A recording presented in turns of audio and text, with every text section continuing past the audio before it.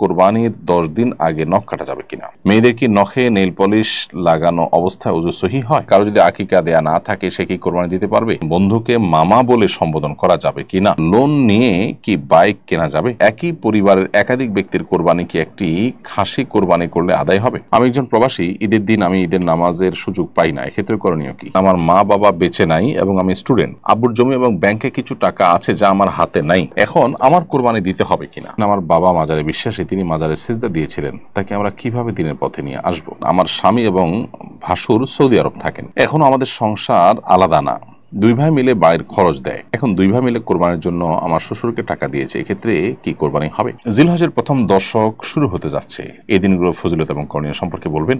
চলুন তাহলে আমরা আর বিলম্ব না করে প্রশ্নোত্তরের আলোকিত ভুবনে প্রবেশ করি। মেয়েদের কি নখে নেইল পলিশ লাগানো অবস্থায় ওযু সহিহ হয়? নেইল পলিশ লাগালে ওযু সহিহ হবে না, কারণ সেখানে আলাদা লেয়ার তৈরি হয়ে যায়। এম ইসরাফিল লিখেছেন, কারো যদি আকিকা দেয়া না থাকে সে কি কোরবানি দিতে পারবে? আকিকা না দেয়া থাকলে কোরবানি দেওয়া যাবে না এমন কোনো কথা নেই, বরং আকিকা দেয়া না থাকলেও কোরবানি দিতে পারবেন।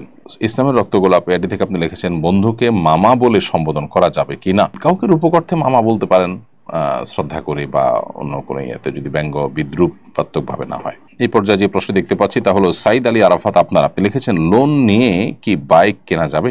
লোন নিয়ে বাইক কেনা যেতেই পারে, তবে আপনি সেই লোনটা পরিশোধ করার ব্যবস্থা যেন থাকে, সদিচ্ছা যেন থাকে। যেন তেনভাবে লোন নিলেন শুধুমাত্র শখ পূরণ করবার জন্য এবং সেটা পরিশোধের কোনো ব্যবস্থা নেই, শখ নেই, স্বপ্ন নেই, অথবা সদিচ্ছা নেই, এরকম যদি হয় তাহলে সেটা তো ভিন্ন বিষয়, বাট সাধারণ অবস্থাতে এটা নাজায়েজ কোনো বিষয় নয়।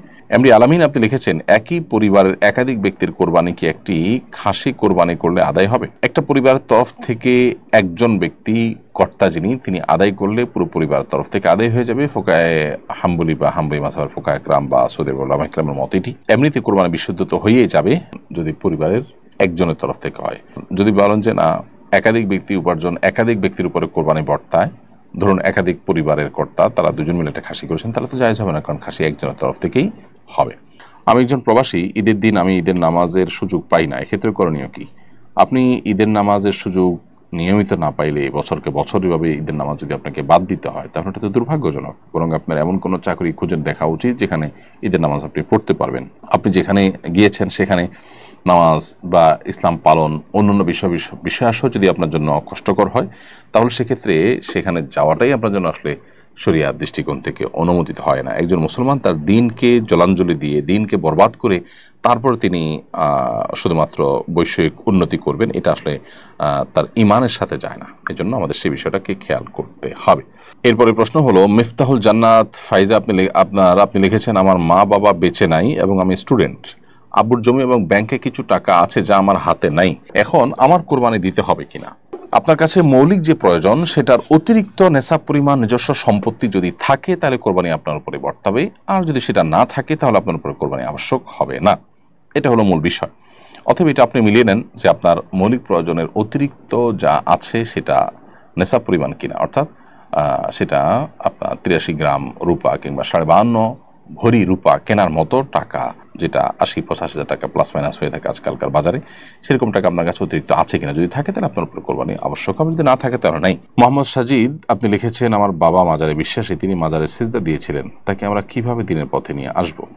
মাজারে সিজদা দেওয়া হারাম, বিধায় আপনি তাকে সিজদা যে শুধু আল্লাহর জন্য নিবেদন করতে হয় সেই জিনিসটি বোঝান এবং বারবার করে সেই বিষয়ে কোরআন হাদিসের আলোকে আমাদের বক্তব্য, বই পুস্তক, আল্লাহর নির্দেশগুলো তার সামনে উপস্থাপন করেন। সূরা ফাতিহার মর্মটা যদি তাকে ভালো করে বোঝাতে পারেন, যেখানে আল্লাহ তাআলা আমাদেরকে শিখিয়েছেন এই স্বীকারোক্তি দেওয়ার যে ইয়্যাকা না'বুদু ওয়া ইয়্যাকা নাস্তাঈন, আমরা শুধু আল্লাহরই ইবাদত করব এবং আল্লাহর কাছেই সাহায্য চাইব, সেটা যেন তিনি ধারণ করেন, তাকে সেই বিষয়ে বোঝান এবং আল্লাহ তাআলার কাছে সেই সাথে দোয়াও করেন। বাস এই দ্বিমুখী বা ডাবল প্রচেষ্টা যদি আপনি অব্যাহত রাখেন, আশা করা যায় ইনশাআল্লাহ তাআলা তাকে হেদায়েত দিবেন যদি তার নসিবে থাকে। কাশ্মী, আপনি লিখেছেন, আমার স্বামী এবং ভাসুর সৌদি আরব থাকেন, এখনো আমাদের সংসার আলাদা না, দুই ভাই মিলে বাড়ির খরচ দেয়, এখন দুই ভাই মিলে কোরবানির জন্য আমার শ্বশুরকে টাকা দিয়েছে, এক্ষেত্রে কি কোরবানি হবে? দুই ভাই মিলে যদি একটা শরীকের কোরবানির টাকা দেয় তাহলে সেটা আপনার শ্বশুরের তরফ থেকে কোরবানি হবে। টাকাটা কয়েকজন মিলে দিলেন, কিন্তু একজনের তরফ থেকে কোরবানি হলো, তিনি আপনার শ্বশুর, সেটা হতে পারে। আবার এদিকে তারা উপার্জন করছেন, তাদের উপরে কোরবানি যদি আবশ্যক হয় তাহলে তাদের তরফ থেকে আলাদা কোরবানি লাগবে, সেটা তারা যেখানে আছেন সেখানে দিতে পারেন, এখানে হতে পারে। অর্থাৎ যদি একটা শরিক বা একটা ছাগলের কোরবানির টাকা কয়েকজন মিলে দেয়, তাহলে যে কোনো একজনকে মালিক বানিয়ে দিবে, তার তরফ থেকে কোরবানি হতে হবে। এখানে আপনার শ্বশুর, তার তরফ থেকে হতে পারে, বা দুই ভাই যে বিদেশে আছেন তাদের যে কোনো একজনের তরফ থেকে হতে পারে। বাকির অন্য কারোর কোরবানি যদি আবশ্যক হয়, তাকে আলাদা করে কোরবানি দিতে হবে। আর যদি ব্যাপারটা এরকম হয় যে তাদের দোনো ভাইয়ের তরফ থেকে একটা শরিক বা একটা ছাগলের কোরবানির টাকা তারা দিচ্ছে, তাহলে এটা জায়েজ নাই। কারণ একটা ছাগলে একজন এবং একটা গরুর এক ভাগে এক শরিকে একজন শরিক হতে পারবে, ভগ্নাংশ কেউ নিতে পারবে না, 7 জন সর্বোচ্চ, কিন্তু তার কোনো এক ভাগে একাধিক ব্যক্তি শরিক হতে পারবে না। এরপরে প্রশ্ন হলো, জিলহজের প্রথম দশক শুরু হতে যাচ্ছে, এই দিনগুলোর ফজিলত এবং করণীয় সম্পর্কে বলবেন। খুবই গুরুত্বপূর্ণ প্রশ্ন। জিলহজের আজ 24 তারিখ, অর্থাৎ আর 5-6 দিন পরে জিলকদের আজকে 24 তারিখ, এবং 4-5 দিন পরেই নতুন চাঁদ উঠবে এবং জিলহজ মাস শুরু হবে। জিলহজ মাসের প্রথম দশক হলো ইবাদতের দ্বিতীয় বৃহত্তর মৌসুম। ইবাদতের সবচেয়ে বড় মৌসুম বা সিজন হলো রমজান মাস। রমজানের পর ইবাদতের সবচেয়ে বড় মৌসুমটা হলো জিলহজের প্রথম 10টি দিন। এই 10টি দিনে আমল করা আল্লাহর কাছে যে কোনো সময়ের আমলের চাইতে প্রিয়। নবী সাল্লাল্লাহু আলাইহি ওয়াসাল্লাম বলেছেন, সহিহ বুখারীতে বর্ণিত হয়েছে, মামিন আইয়ামিন আল আমালুস সালিহ ফিহিন্না আহাব্বু ইলাল্লাহ মিন হাযিহিল আইয়াম।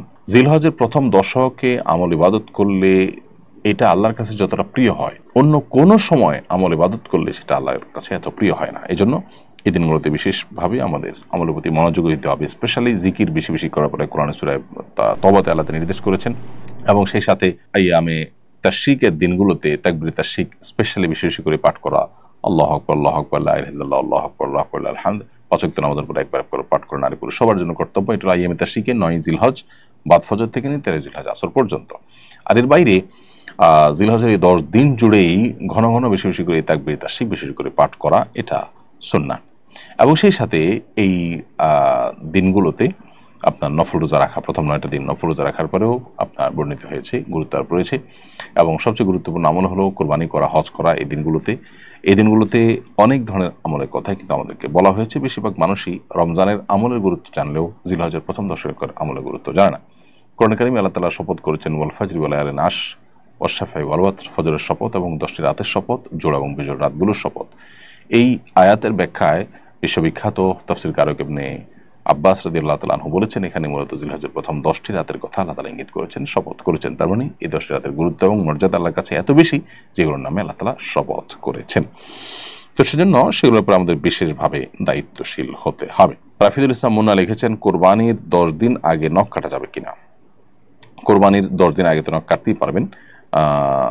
কোরবানির আপনার চাঁদ দেখা যাওয়ার আগে চুল, নখ ইত্যাদি কেটে কোরবানির পর্যন্ত সেটা আর না কেটে থাকা, এটাই হলো নির্দেশ না। অতএব 10 দিন আগে, তার মানে পয়লা জিলহজ শুরু হওয়ার আগে আমরা চুল, নখ ইত্যাদি কেটে শেষ করব, সেটা ঠিক আছে।